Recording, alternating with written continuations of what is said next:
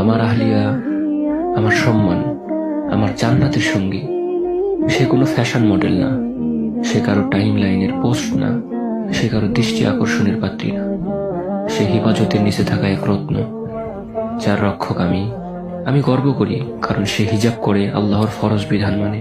সে পর্দায় থাকে কারণ সে জানে তার সৌন্দর্য আমার জন্য, অন্য কারো জন্য না। অনেকে হাসে এবং বলে, স্ত্রীকে এমন লুকিয়ে রাখো কেন? আমি বলি, কারণ সে আমার সম্মান, আমার দায়িত্ব, আমার কাছে রত্ন। আর রত্ন কখনো রাস্তায় ছুঁড়ে ফেলা যায় না। রাসূলুল্লাহ সাল্লাল্লাহু আলাইহি ওয়াসাল্লাম বলেন, তোমাদের প্রত্যেকে রক্ষক, আর প্রত্যেককে তার দায়িত্ব সম্পর্কে প্রশ্ন করা হবে। আমি সেই রক্ষক আর সে আমার রক্ষিতা। তাই হ্যাঁ, সে শুধুই আমার, আর তাকে শুধু আমিই দেখব, ইনশাআল্লাহ।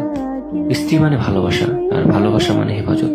সে যদি আল্লাহর জন্য পর্দা করে, আমি কেন তাকে নিরাপত্তা দেব না?